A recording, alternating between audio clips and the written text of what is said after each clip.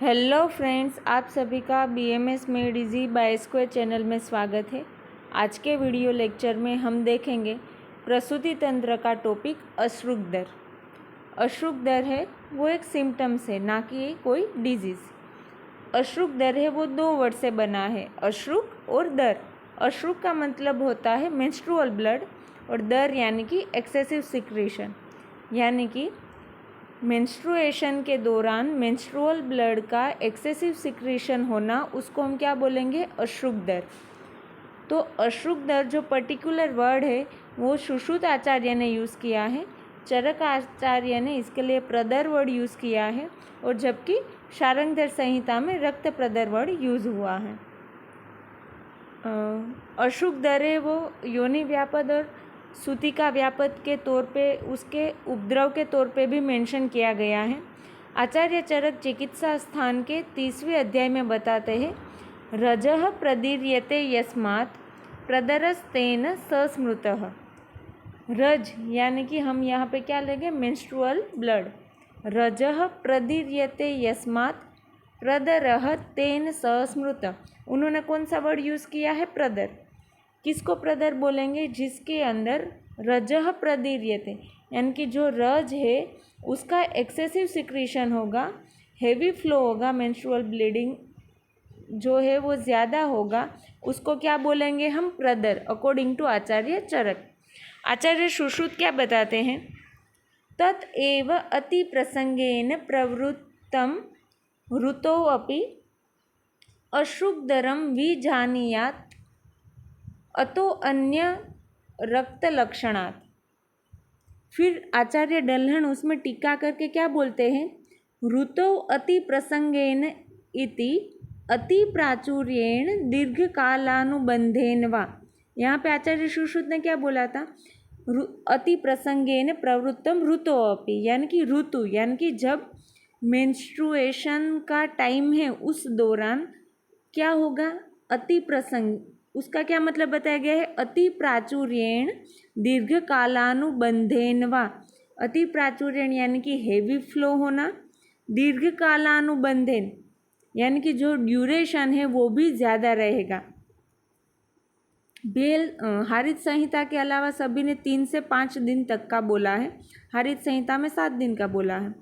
तो 3 या 5 या फिर 7 दिन से भी ज़्यादा ब्लीडिंग हो रही है, ज़्यादा ड्यूरेशन बढ़ रही है, तो उसको हम क्या बोलेंगे? दीर्घ कालानुबंधेन।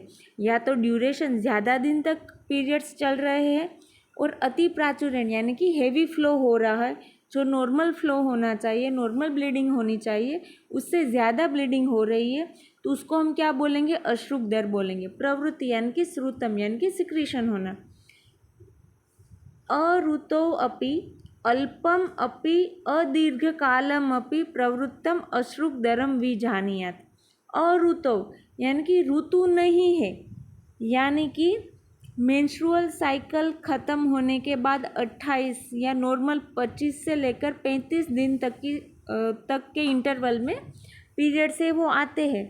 यानी कि एक मेंस्ट्रुअल साइकिल की जो डेट है, जैसे कि किसी की मेंस्ट्रुअल साइकिल की डेट है 1st डेट है, तो नेक्स्ट महीने की 1 तारीख या फिर उससे 1-2 दिन पीछे या फिर 4-5 दिन आगे या 4-5 दिन पीछे तक उसका जो 2nd मेंस्ट्रुएशन है वो स्टार्ट होगा। पर ये 2 मेंस्ट्रुअल साइकिल है, उन दोनों के बीच में ही बगैर ऋतु के ही अगर मेंस्ट्रुएशन स्टार्ट हो जाएगा, वो कैसा होगा? वो अल्प भी हो सकता है और अदीर्घकालम यानी कि शॉर्ट ड्यूरेशन के लिए भी अगर मेंस्ट्रुएशन के टाइम के बगैर अगर ब्लीडिंग होती है, तो उसको हम क्या बोलेंगे? अश्रुक दर बोलेंगे। पहले क्या बताया गया कि heavy menstrual blood flow during menstruation और दीर्घकालानुबंधी यानी कि लॉन्ग ड्यूरेशन के लिए होगा या तो फिर हेवी फ्लो होगा, तो उसको हम अश्रुक दर बोलेंगे। अल्प है, लेस ब्लीडिंग है और अदीर्घकाल शॉर्ट ड्यूरेशन के लिए बगैर पर अऋतु यानी कि मेंस्ट्रुअल पीरियड के बगैर, मेंस्ट्रुएशन का जो टाइम है उसके बगैर होता है। अऋतु में अगर अल्प और शॉर्ट टाइम के लिए भी ब्लीडिंग होगी तो उसको हम क्या बोलेंगे? अश्रुक दर ही बोलेंगे। फिर हम देखेंगे निदान ऑफ अश्रुगदर। तो उसमें क्या बताया गया है कि आहारज निदान है, कुछ विहारज है, मानसिक निदान भी बताया गया है और अन्य निदान भी बताया गया है। इसका रेफरेंस है चरक संहिता चिकित्सा स्थान अध्याय 30 योनि व्यापक चिकित्सा। तो आहारज में क्या बोला गया है, अति सेवन ऑफ लवण, अम्ल, गुरु, कटु, विदाही, स्निग्ध, पिशित, ग्राम्य, ओदक, मेध्य, कृष्णा, पायस, दधी, शुक्त, मस्तु, सुरादि, यानी कि लवण, अम्ल या फिर कटु रस का ज़्यादा सेवन करना, ज़्यादा गुरु आहार का सेवन करना, विदाही अन्न का सेवन करना, स्निग्ध द्रव्य का ज़्यादा सेवन करना, पिशित यानी कि मांस जो मीट है उसका ज़्यादा सेवन करना, ग्राम्य, ओदक, मेद्य यानी कि यहाँ पे भी इसका मतलब मांस ही होगा, कृष्णा यानी कि जो हम खिचड़ी बोलते हैं, होचपोच जो है क्योंकि वो कफ और पित्त को करने वाली है, पायस है तो वो बल्य तो है ही पर वो मेद की और कफ की वृद्धि करती है जो पायस है, खीर जिसको हम बोलते हैं, दधी है तो उसमें भी अगर हम मधुर दधी देखें तो वो महाअभिसंधि है और साथ ही में वो भी मेद और कफ को बढ़ाएगी। शुक्त, मस्तु, सुरादि ये सभी हमें पता है कि पित्त का वर्धन करेंगे।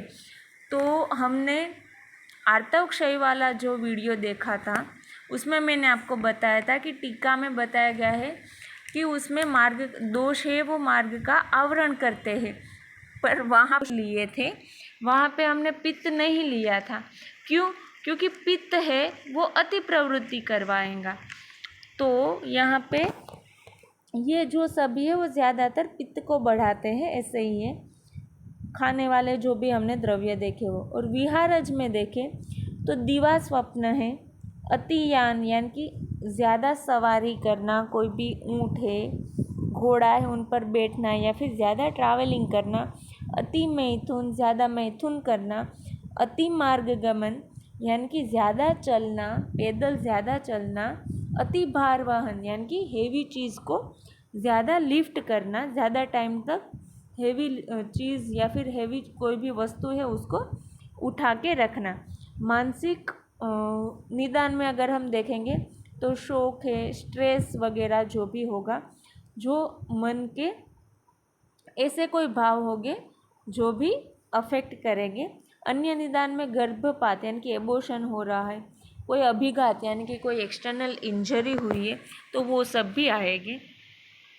फिर अब इसकी संप्राप्ति है, तो ऊपर जो भी हमने निदान बोला है उनका सेवन होगा, उसकी वजह से वात का प्रकोप होगा। कुपित अनिल, ये जो विहार बताए गए उसमें दिवा स्वप्न के अलावा जितने भी है वो सभी वात की वृद्धि करेंगे।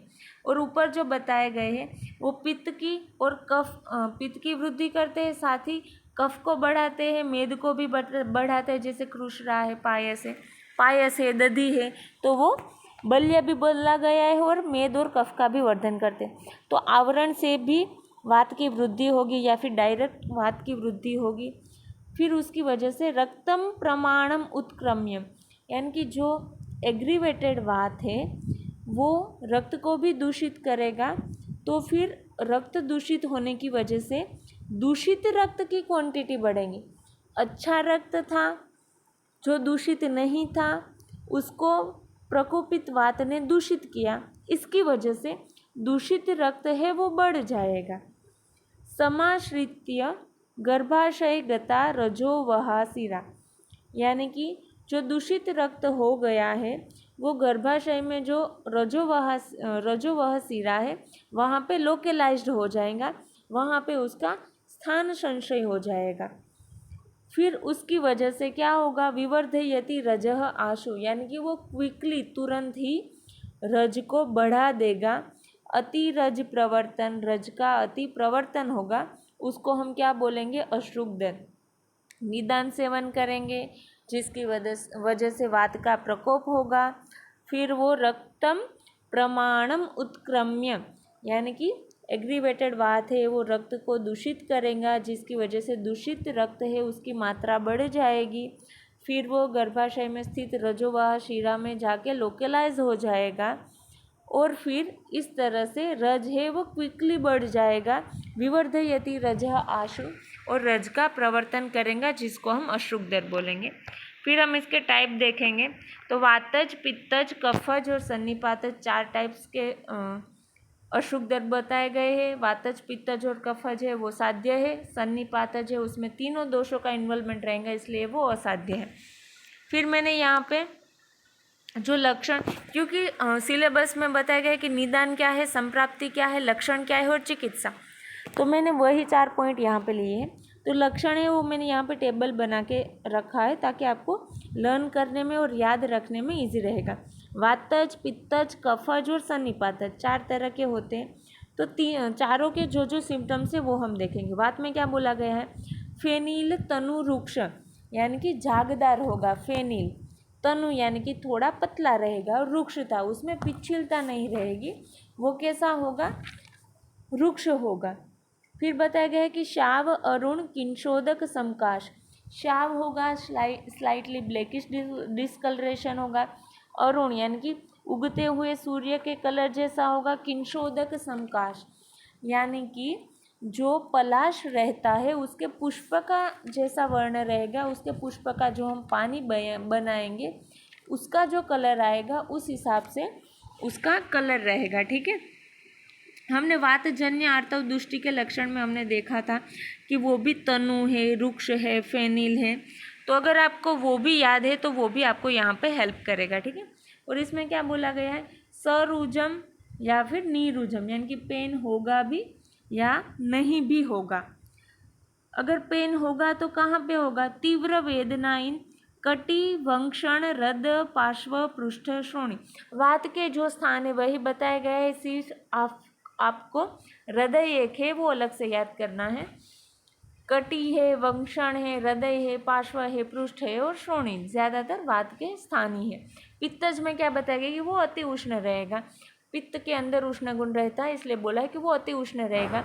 वर्ण क्या बताया गया है, नील पित्त असित नितांत रक्तम, नील वर्ण का होगा, ब्लूइश कलर का होगा, या फिर येलोविश होगा, असित यानी कि ब्लैक कलर का होगा, या फिर नितांतम रक्तम यानी कि एकदम ब्राइट रेड कलर का होगा।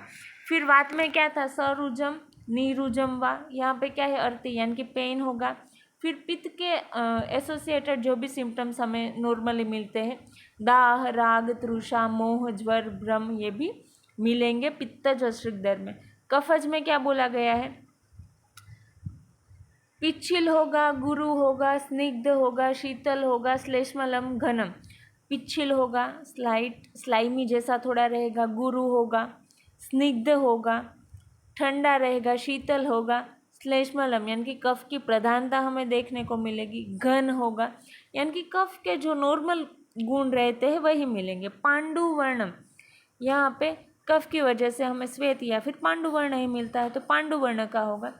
कफ की वजह से रुझा तो कम ही होगी, मंद रुझाकरम, ज़्यादा पेन नहीं होगा। और कफ के जो भी नॉर्मल सिम्टम्स हमें मिलते हैं, छर्दी है, अरोचक है, रल्लास है, श्वास है, कास है, ये सब सिम्टम्स हमें मिलेंगे। सन्निपातज में क्या बताया गया है, दुर्गंध, पिच्छिल, विदग्धम, दुर्गंध भी होगा, पिच्छिल भी हो सकता है और विदग्ध भी होगा, फाउल स्मेल होगी, थोड़ा पिच्छिल होगा और विदग्धता उसके अंदर रहेंगी।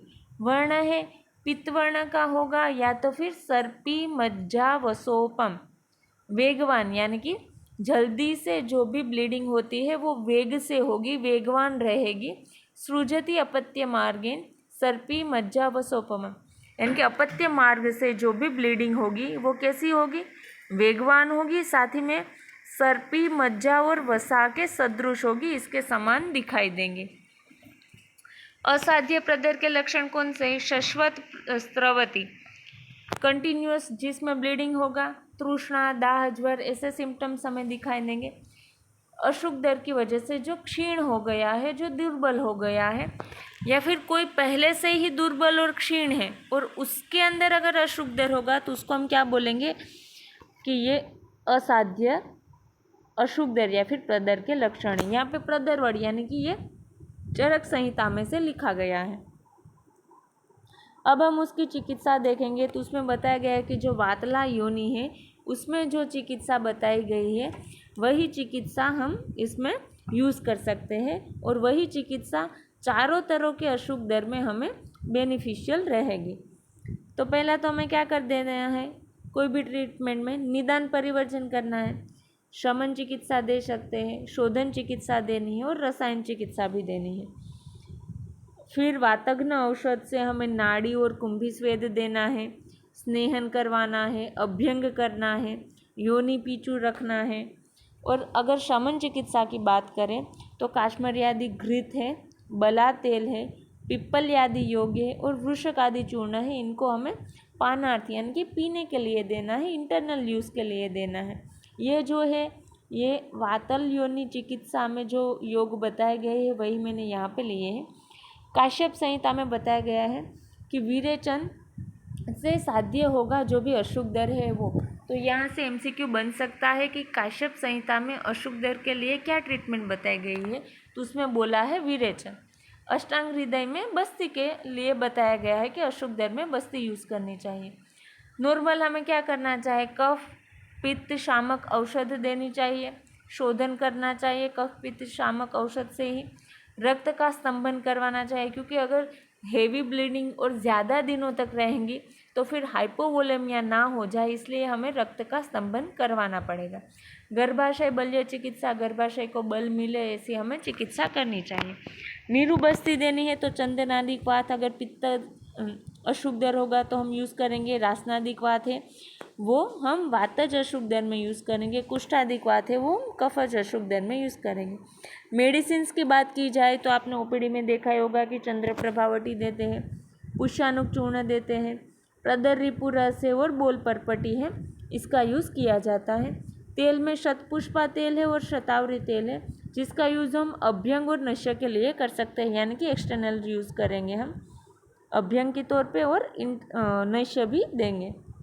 घृत में शतावरी घृत है, बृहत शतावरी घृत है, पंचतिक्त घृत है, शालमली घृत है और शीत कल्याण घृत है, इनका भी यूज़ करते हैं। शालमली जो है उसके जो पुष्प रहते हैं उसका चूर्ण बना के यानी कि उसका पाउडर फॉर्म बना के वो भी रक्त प्रदर में दिया जाता है। अवलेह में कुष्मांड अवलेह दे सकते हैं और क्षीर पाक में अशोक वल्कल सिद्ध क्षीर पाक भी देते हैं। अशोक को स्त्री प्रिया भी बोला गया है, तो उसका स्त्री रोग में बहुत ही अच्छा रिजल्ट मिलता है और अशुभ दर में भी बहुत ही बढ़िया रिजल्ट मिलता है। तो अशोक वल्कल सिद्ध क्षीरपाक भी हम यूज़ कर सकते हैं। बाकी तो जो घृत हम नॉर्मली यूज़ करते हैं वही सभी हैं। मिलते हैं नेक्स्ट वीडियो लेक्चर में।